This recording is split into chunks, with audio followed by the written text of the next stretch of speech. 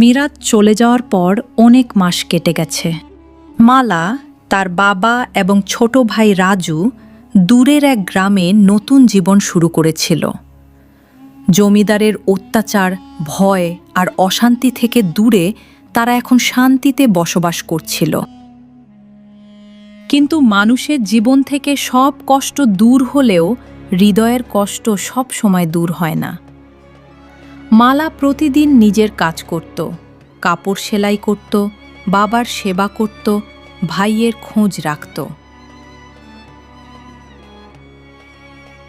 তবুও গভীর রাতে যখন সবাই ঘুমিয়ে পড়ত, তখন তার মনে পড়ে যেত সেই রহস্যময় যুবককে, মিরাজ, যে এসেছিল ঝড়ের রাতে, যে তার ঘরে আশ্রয় নিয়েছিল, যে তাকে বিদায় না জানিয়ে চলে গিয়েছিল, আর যে চলে যাওয়ার সময় তার হৃদয়ের একটা অংশ নিজের সঙ্গে নিয়ে গিয়েছিল।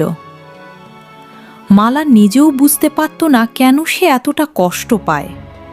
সে নিজেকে বারবার বলতো, সে তো মানুষই ছিল না, সে ছিল এক ইচ্ছাধারী নাগ, তাকে ভুলে যাওয়াই ভালো। কিন্তু মন কখনো সেই কথা শুনত না। অন্যদিকে দূরের এক জঙ্গলে দাঁড়িয়ে মিরাজও আকাশের দিকে তাকিয়ে থাকত। তার চোখের সামনে বারবার ভেসে উঠত মালার মুখ। সে নিজেও অবাক হয়ে যেত, কারণ শত শত বছর ধরে বেঁচে থাকা এক ইচ্ছাধারী নাগের হৃদয়ে কোনো মানুষের জন্য এমন অনুভূতি কখনো জন্মায়নি। প্রতিশোধ শেষ হয়ে গেছে, শত্রুরা শাস্তি পেয়েছে, তবুও কেন সে চলে যেতে পারছে না? কেন বারবার সেই মেয়েটির কাছে ফিরে যেতে ইচ্ছে করে? মিরাজ জানত না, তবে একটা জিনিস সে জানত, মালা তার কাছে শুধুই একজন মানুষ নয়, তার মধ্যে অন্য কোনো রহস্য লুকিয়ে আছে। দিন যেতে লাগলো। ধীরে ধীরে মালা নিজের মধ্যে অদ্ভুত কিছু পরিবর্তন দেখতে শুরু করল। আগে যে খাবারগুলো তার খুব প্রিয় ছিল, এখন সেগুলো ভালো লাগতো না। ভাত খেতে বসলে কয়েক লোকমার বেশি খেতে পারত না। কিন্তু আশ্চর্যভাবে দুধের প্রতি তার এক অদ্ভুত আকর্ষণ জন্মাতে শুরু করল। প্রতিদিন রাতে দুধ না খেলে তার ঘুমই আসতো না। একদিন তার বাবা বিষয়টা খেয়াল করলেন। মালামা, তুই আজকাল শুধু দুধ খাস কেন? জানি না বাবা, অন্য কিছু খেতে ইচ্ছে করে না। এটা তো আগে কখনো ছিল না। বাবা, আমিও বুঝতে পারছি না হঠাৎ কি হলো আমার। শুধু খাবারের অভ্যাসেই নয়, মালার শরীরেও পরিবর্তন আসতে লাগল। তার চোখ অনেক বেশি উজ্জ্বল হয়ে উঠল। রাতের অন্ধকারেও সে দূরের জিনিস দেখতে পেত। মাঝে মাঝে তার কানে এমন শব্দ আসত যা অন্য কেউ শুনতে পেত না। এসব দেখে সে ভয় পেতে শুরু করল, কিন্তু কাউকে কিছু বলল না। এক সন্ধ্যায় মালা নদীর পাড় দিয়ে বাড়ি ফিরছিল। হঠাৎ তার মনে হলো কেউ যেন তাকে অনুসরণ করছে। সে থেমে গেল, চারপাশে তাকালো, কিন্তু কাউকে দেখা গেল না। আবার হাঁটতে শুরু করল। আবারও সেই অনুভূতি, কেউ আছে, কেউ তাকে দেখছে। অনেকক্ষণ পর ঝোপের আড়ালে একটা পরিচিত ছায়া দেখতে পেল সে। মালার বুক ধক করে উঠল। মালা, না, এটা কি সত্যি? সে আস্তে আস্তে ঝোপের দিকে এগিয়ে গেল, আর ঠিক তখনই ছায়াটা বেরিয়ে এলো। সে মিরাজ। মিরাজ! মিরাজ থমকে দাঁড়ালো। কয়েক সেকেন্ড দুজনের চোখ একে অপরের দিকে স্থির হয়ে রইল, কিন্তু পরক্ষণেই মিরাজ ঘুরে দাঁড়ালো। দাঁড়াও মিরাজ, এতদিন পরে দেখা হলো, আর তুমি চলে যাচ্ছ? আমার থাকা ঠিক হবে না, তাই চলে যাচ্ছি আমি। কেন জানতে পারি আমি? কারণ সত্যটা জানলে তুমি আমাকে ঘৃণা করে। আমি কখনো তোমাকে ঘৃণা করতে পারবো না। মিরাজ কিছু বলল না। মালা তার হাত ধরতে গেল, আর তখনই সে দেখল মিরাজের হাতের এক অংশে সাপের চামড়ার মতো আঁশ দেখা যাচ্ছে, সোনালি রঙের চকচকে আঁশ। মালা ভয়ে নয় বিস্ময়ে পিছিয়ে গেল, আর তখনই মুহূর্তের মধ্যে মিরাজ অদৃশ্য হয়ে গেল। আর এমন পরিবর্তন মালা তার নিজের গায়েও দেখতে পেত, কিন্তু সে কিছুই বুঝে উঠতে পারছিল না কি হচ্ছে তার সাথে। সেই রাতটা মালা এক মুহূর্ত ঘুমাতে পারল না। তার মনে একটাই প্রশ্ন ঘুরছিল, মিরাজ কেন আমাকে এড়িয়ে যাচ্ছে, আর আমার সঙ্গে এসব অদ্ভুত ঘটনা কেন ঘটছে। সে জানত না খুব শীঘ্রই তার জীবনের সবচেয়ে বড় সত্য প্রকাশ পেতে চলেছে।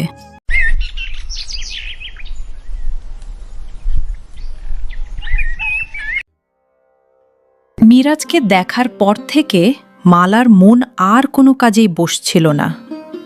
দিনের বেলায় সে কাপড় সেলাই করত, বাবার যত্ন নিত, ভাইয়ের দেখাশোনা করত।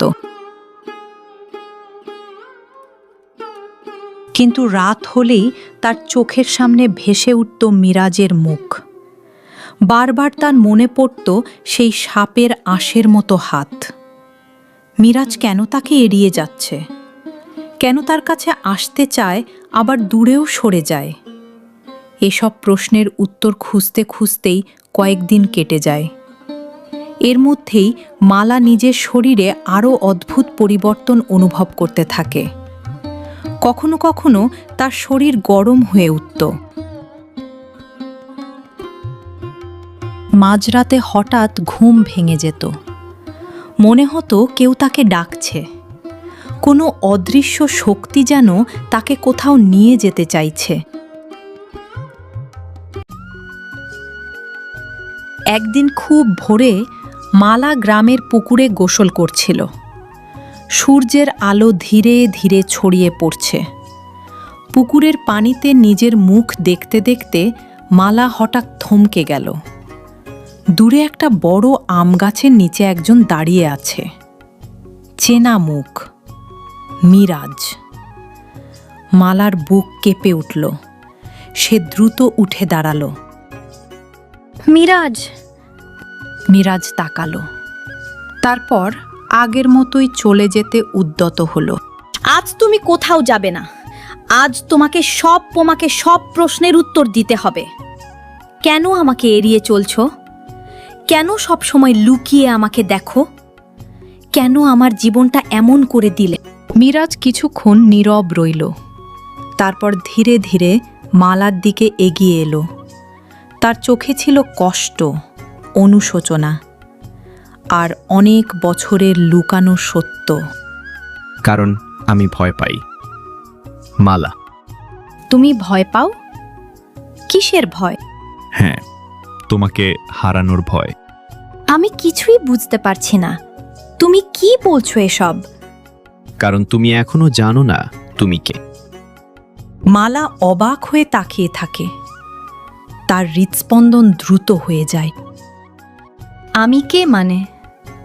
আমি মালা। তুমি শুধু একজন সাধারণ মেয়ে নও মালা, তুমি সেই নাগিনী যে একদিন আমার জীবনসঙ্গী ছিল। তুমি আমার রূপা।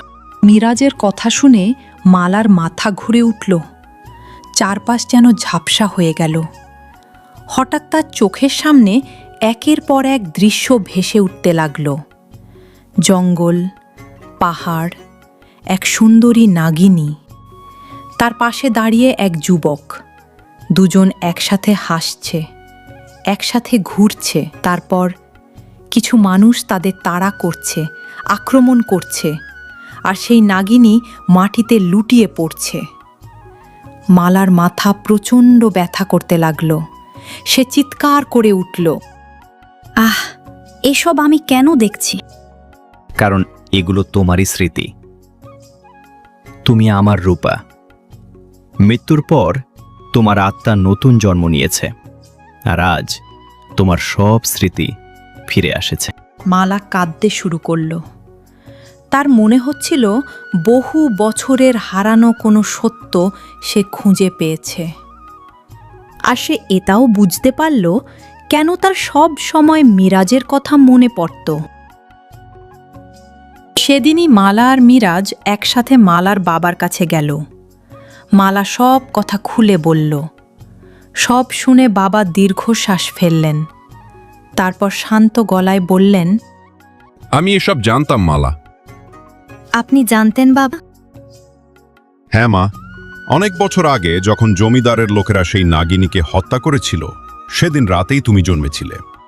তোমার জন্মের সময় গ্রামের এক বৃদ্ধ সাধু আমাকে বলেছিলেন, এই মেয়েটি সাধারণ কোনো শিশু নয়, তার ভেতরে এক শক্তিশালী আত্মার উপস্থিতি আছে। মালা বিস্ময়ে বাবার দিকে তাকিয়ে থাকে। তখন আমি এসব বিশ্বাস করিনি, কিন্তু তুমি বড় হওয়ার পর তোমার অনেক আচরণ দেখে আমার সন্দেহ হয়েছিল। আর যখন মিরাজকে প্রথম দেখলাম, তখনই বুঝেছিলাম সবকিছু। তাহলে আপনি কিছু বলেননি কেন? কারণ সময় না আসা পর্যন্ত সত্য বললে কেউ বিশ্বাস করত না।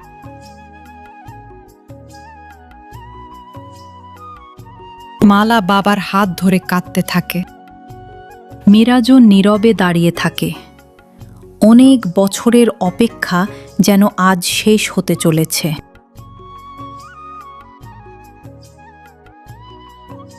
সন্ধ্যায় বাবা মিরাজকে কাছে ডাকলেন। বাবা মিরাজ, জি চাচা, বলুন। তুমি আমার মেয়ের জীবন বাঁচিয়েছ, তাকে ভালোবেসেছ, এত বছর অপেক্ষা করেছ। বলো, তুমি কি মালাকে সুখে রাখতে পারবে? আমার জীবনের শেষ দিন পর্যন্ত আমি আমার প্রাণ দিয়ে তাকে রক্ষা করব। বাবার চোখ ভিজে উঠল। তিনি মালার হাত তুলে মিরাজের হাতে দিলেন। তাহলে আজ থেকে মালা তোমার দায়িত্ব। তোমাদের আমি আশীর্বাদ করলাম।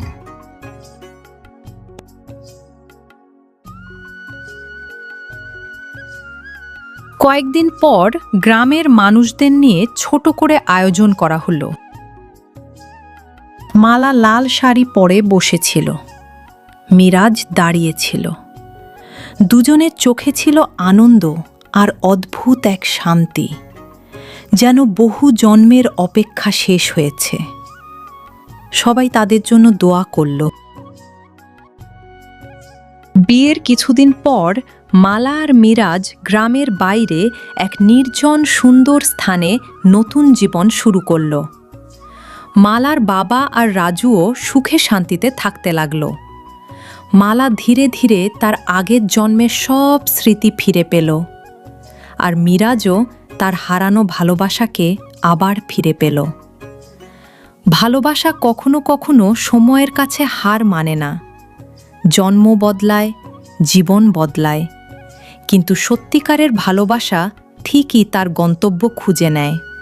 আর সেই কারণেই ইচ্ছাধারী নাগ মিরাজ এবং নাগিনী মালার গল্প চিরদিনের জন্য পূর্ণতা পেল।